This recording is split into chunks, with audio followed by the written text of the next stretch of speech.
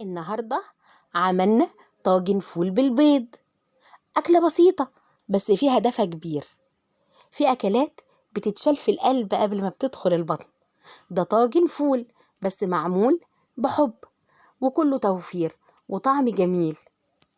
هنحط بصلة متوسطة نقطعها صغير على النار مع شوية زيت ونقلب بالراحة.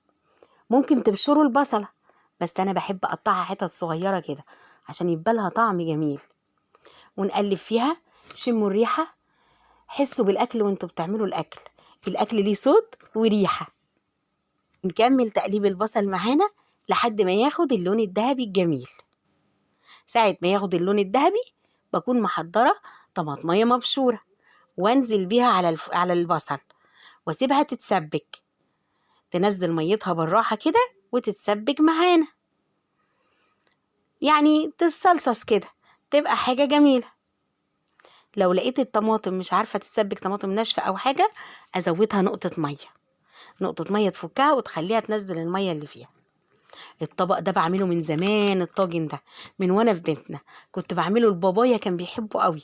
مامتي علمتني اعمله والنهارده علمت بنتي وهي اللي بتعمله. معايا بقى ب10 جنيه فول ضفته على الصلصة وأقلب كده عشان يفك. لقيت الفول مغري أزوده شوية مية عشان يفك ويغلي بيها. دول ب10 جنيه فول، ومعايا 4 بيضات هستخدمهم ب20 جنيه، يعني أكلة غدوة ب30 جنيه. جنبها حتة مخلل، لفت ليمون، أي حاجة تفتح النفس. أكلة موفرة وجميلة وطعمة، واللي ما بيحبش الفول عندكم هياكل الأكلة دي. وبهرت الفول. إيه بهارات الفول؟ ملح وده الأساسي، وكمون وكزبرة ودي حاجة الفول اللي بيحبها، وكمان معانا الفلفل الأسود. بعد ما بهرته وظبطته بدأت أضيفه في الطواجن. عندي طاجنين صغيرين زي بتوع أم علي، هقسم كل الفول على ال2، يعني كل طاجن فيه ب5 جنيه فول تقريبا. عايزين تزودوا حسب أسرتكم زودوا براحتكم. ودلوقتي أديني حطيته في الطواجن، شوفوا ريحته، شوفوا جماله، شوفوا الجمال والريحة الحلوة. اللي ما عندوش طاجن يقدر يحطه في صينية صغيرة، أي صينية بتخش الفرن. ودلوقتي هبتدي احضر للبيض. يعني ايه احضر للبيض؟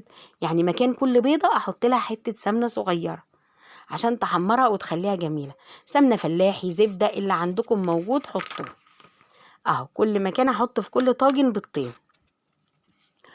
عشان احضر نفسي وافقش البيض واحطه. عايزين بيضة واحدة ماشي، عايزين 2 ماشي، عايزين 3، حسب ما تعوزوا بيض حطوا.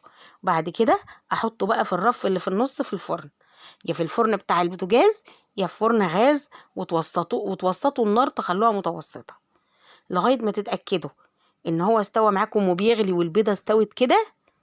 ابتدي ارفعه بقى تحت الشواية عشان يحمر وياخد اللون الذهبي الجميل الحلو بتاعنا ده. وبكده نكون عملنا طاجن فول بالبيض، أكلة بسيطة ودافية وتوفير. صورتها لكم خطوة بخطوة، من الأكلات اللي مش محتاجة تكلفة بس بتشبع.